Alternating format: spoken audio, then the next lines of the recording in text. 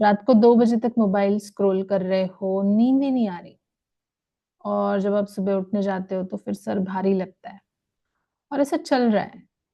कुछ ना कुछ हो जाता है, रात को वापस नींद नहीं आती, फिर आपको मोबाइल देखना पड़ता है, आप 2-2 बजे तक स्क्रॉल कर रहे हो, रील्स देख रहे हो और फिर दूसरा दिन कभी सर भारी होता है, कभी नींद आती है, काम की प्रोडक्टिविटी कम हो रही है। तो आज हम देखेंगे कि कब ये एक प्रॉब्लम है और कब ये सिर्फ एक हैबिट का हिस्सा है। नमस्ते, मैं हूँ डॉक्टर वृषाली और एक मानसोपचार तज्ञ हूँ। आज हम देखेंगे कि नींद ना आना ये हैबिट में कैसे हो जाता है। जैसे कि अगर हम अपनी डेली रूटीन की हैबिट देखें, उसके कॉजेज़ देखेंगे, हाँ? स्क्रीन एट नाइट, चाय या कॉफ़ी लेट नाइट लेना। अभी चाय और कॉफ़ी स्टिमुलेंट होता है ब्रेन के लिए, तो अगर वो लेट लिया तो फिर नींद कैसे आएगी? इरेगुलर स्लीप, एक दिन 10 बजे सो रहे हैं, एक दिन 2 बजे सो रहे हैं, फिर एक दिन सुबह 5 बजे तक जग रहे हैं, कभी-कभी 8 बजे ही सो जा रहे हैं, इतना इरेगुलर टाइम होगा, तो स्लीप साइकिल रेगुलराइज़ होगा ही नहीं। अपना सर्कैडियन रिदम होता है और वो रिदम एक रूटीन और कंसिस्टेंसी से चलता है। अभी अगर दिन में कोई बहुत ज़्यादा सो रहा है 1-2 घंटे, फिर भी रात को नींद आना मुश्किल हो सकता है। तो ये हो गया हैबिट के कॉजेज़, कुछ कॉजेज़ हमने देखे। अब हम देखेंगे हमारे माइंडसेट के कॉजेज़। माइंडसेट में हमारे अगर मन में ओवरथिंकिंग चल रहा है, किसी चीज़ को लेकर हम बार-बार विचार कर रहे हैं, स्ट्रेस आ रहा है, एंग्ज़ायटी हो रही है, चिंता में डूबे हुए हैं, तो बहुत सहज है कि नींद जल्दी नहीं आएगी। और फिर क्या होता है, बिस्तर पे अगर सोने गए, तो तुरंत वो विचारों का चक्र होना शुरू हो जाता है।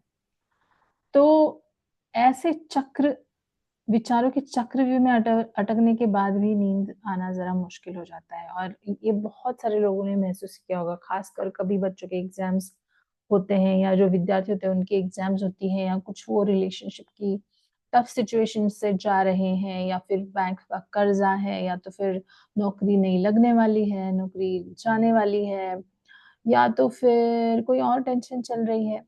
बहुत सारी चीज़ें होती हैं टेंशन, स्ट्रेस के लिए, पर जब ये चीज़ हमारे मन में घर कर देती है और उसके बारे में हम अगेन अगेन सोचते रहते हैं और वो सोचों की श्रृंखला इतनी बढ़ जाती है कि बिस्तर पे लेटते ही अगर वो विचार आ रहे हैं, तो कहीं न कहीं उसको माइंड को उसने हाइजैक कर दिया है वो ओवरथिंकिंग ने और आपका जो स्लीप टाइम है वो स्लिप हो सकता है या तो फिर वो आप काफ़ी टाइम तक सोचते बैठ रहे हो, ऐसा हो सकता है। तो उस वजह से भी नींद का मतलब वो जो एक साइकिल है वो डिस्टर्ब हो जाता है और नींद डिस्टर्ब हो जाती है।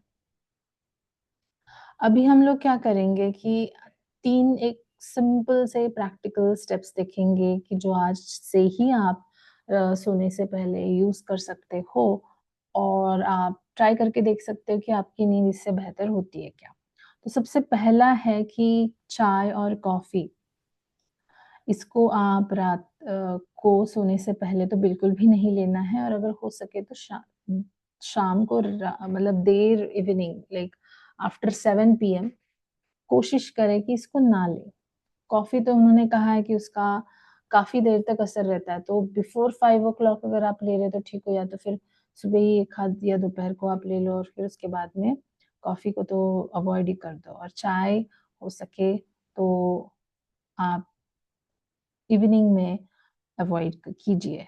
तो उससे ब्रेन को सेटल डाउन होने में मदद होगी और जितना ब्रेन शांत और सेटल्ड रहेगा, नींद उतनी अच्छी आएगी, है ना? दूसरी हैबिट आप ये कर सकते हो कि एक फिक्स वेकअप टाइम रखिए। अभी इसमें से कोई भी एक हैबिट आज पिकअप कीजिए और वो आपको फ़ॉलो करनी है, सारी की सारी एकदम करने की कोशिश मत कीजिए। क्योंकि वो ओवरवेल्म हो जाएगा आपको और फिर आपको ऐसे भी लगेगा कि अरे मैं तो कुछ भी नहीं कर पा रहा हूँ, तो आपका वो मोटिवेशन भी चला जाएगा जब आप नहीं कर पाओगे। तो आप क्या कीजिए आइदर एक हैबिट को पकड़ के पूरे हफ्ता भर फॉलो कीजिए या 2-3 हफ्ते फॉलो कीजिए या तो फिर रोज़ एक-एक हैबिट उठाइए और उसको इम्प्लीमेंट करने की कोशिश कीजिए। जैसे उठने का एक फिक्स टाइम होना। अब ये आपने सिर्फ़ सोचा कि कल मुझे इस टाइम पे उठना है और उस टाइम पे उठने के लिए मुझे इवनिंग में इस चीज़ की तैयारी करनी है। तो फिर आप उस तरह का रूटीन अपना फॉलो कीजिए और फिर उठने का एक फिक्स रूटीन आप रखिए। अगर आप इस वक़्त या इस इन इन दिनों दौरान 9 बजे उठ रहे हो, तो फिर आप 5 या 6 बजे उठने का आपका थोड़ा-सा अनरियलिस्टिक या बहुत कठिन हो जाएगा आपके लिए। तो आप क्या कर सकते हो, 9 बजे का आप साढ़े 8 बजे कीजिए, फिर 8 बजे कीजिए, फिर साढ़े 7 बजे कीजिए, फिर 7 बजे। तो 7 बजे can be the desirable time compared to 9 o'clock, है ना? क्योंकि 7 बजे आप उठ के जल्दी फ्रेश होके आप सुबह की कुछ चीज़ें कर सकते हो, खुली हवा में सैर कर सकते हो। तो अपने मन को वो एक अ, अच्छा अ, फ़ील भी दीजिए कि हाँ, मैं सुबह उठ के ये करने वाली हूँ। तो फिर आपका मन जो है वो एक उत्साह के साथ भी उठेगा, क्योंकि क्या करना है वो अगर एक्साइटिंग रहेगा, तो उस एक्साइटमेंट और एनर्जी के साथ ही हम सोएँगे। सोचिए जैसे हमको पिकनिक जाना होता है, तो हम उसी एक्साइटमेंट के साथ में मतलब शायद सोते भी नहीं हैं, फिर भी उठ जाते हैं, बराबर? या बच्चों को कहीं पिकनिक जाना होता है या कहीं घूमने जाना होता है या उनको हमने बताया होता है कि हम आपको ये दिलवाएँगे या शॉपिंग करवाएँगे, तो उनके अंदर वो एनर्जी और एक्साइटमेंट इतनी होती है कि वो नींद नहीं भी हुई तो भी वो बराबर से उठ के तैयार हो जाते हैं।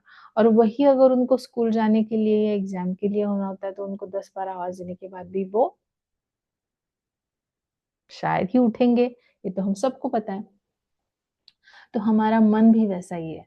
तो हमको हमारे मन को थोड़ा-सा ललचाना पड़ेगा कि देखो हम सुबह उठ के ये करेंगे या मेरे ये चीज़ें मुझे अच्छी लगती है फॉर एग्ज़ाम्पल रीडिंग रीडिंग है या योगा है या चैंटिंग है या भजन गाना है। जो चीज़ें आपको अच्छी लगती है उस चीज़ का आप अपने मन को बताइए कि मैं ये करने वाला हूँ और उसका आपको फ़ायदा होगा। तो प्रैक्टिकल आप और ये चीज़ भी करके देख सकते हो कि गुनगुने पानी से नहाना। गुनगुने पानी से नहाना सोने के पहले करने के बाद काफ़ी मसल रिलैक्सेशन हो जाता है और माइंड भी काम रहता है। म्यूज़िक सुनना, काम म्यूज़िक आपको अगर शास्त्रीय संगीत पसंद है तो आप वो सुन सकते हो। तो इससे क्या होगा मन आपका एक टोन सेट करेगा सोने के लिए और अगर आपको 11 बजे या 12 बजे सोना है अच्छी प्रॉपर नींद में या उसके पहले सोना है, तो उसकी तैयारी कहीं न कहीं इवनिंग से ही आपको धीरे-धीरे स्लो डाउन करके सेटल करना होता है खुद को, तो आप वो कर पाएँगे। तो fix time setting, no mobile watching और no screen time before sleep, ये चीज़ें तो आप अपने इसमें प्रैक्टिकल रूटीन में ज़रूर रखिए। एक बहुत अच्छा जो प्रैक्टिस मैंने क्लिनिक में देखा है ना, बहुत जिन्होंने ये फॉलो किया है उनको बहुत फ़ायदा हुआ है, कीपिंग अ फिक्स्ड वर्री टाइम। तो उसमें क्या होता है कि अम, सपोज़ 4 ओ क्लॉक और 5 ओ क्लॉक आप एक फिक्स वर्री टाइम सेट करते हो और आपके सारे चिंताजनक विचार आप सिर्फ़ उस टाइम में लिखने वाले हो। तो आप सारे ये चीज़ें जो है वो वर्री टाइम में लिखते हो और उसको फिर दूसरे टाइम पे याद नहीं करते हो। तो क्योंकि आपने अपने वरिंग थॉट्स या चिंताजनक विचार ऑलरेडी वेंट आउट कर चुके हैं उस टाइम में, तो सोने से पहले वो आपको परेशान नहीं करेंगे। तो इसमें से आप प्रैक्टिकली यूज़ करके देखिए आपको कौन से चीज़ें हेल्प करती हैं आपके स्लीप साइकिल को इम्प्रूव करने में, आपकी नींद अच्छे से आने में। और अगर इतना सब कंसिस्टेंटली एफर्ट्स डाल के भी नहीं हो रहा है और मोर दैन 3 वीक्स मतलब 3 हफ्तों से ज़्यादा आपकी नींद खराब हो रही है, 3-4 बजे ही आपको सडनली आप उठ जाते हो और आपका सर भारी हो जाता है। इसका मतलब है कि फिर आपको कहीं न कहीं कुछ हेल्प लेने की ज़रूरत है और हेल्प लेना, मदद लेना ये कोई कमज़ोरी नहीं है, ये जागरूकता की निशानी है। तो इसके वजह से अगर आपकी नींद अच्छी हो गई तो आपका हार्ट अच्छा रहेगा, आपकी सेहत अच्छी रहेगी और इन जनरल आपके काम में उत्साह भी अच्छा रहेगा, आपकी प्रोडक्टिविटी भी बढ़ेगी। तो इस तरह के वीडियोस आपको हमेशा इस तरह की इन्फॉर्मेशन मिलती रहे इसलिए हमारे साथ जुड़े रहिए सब्सक्राइब कर और अगर आपके कुछ सुझाव हैं तो आप हमें कमेंट में बता सकते हैं। उन टॉपिक्स को हम ज़रूर आप तक पहुँचाने की कोशिश करेंगे और अपना ख़्याल रखिए। नमस्ते।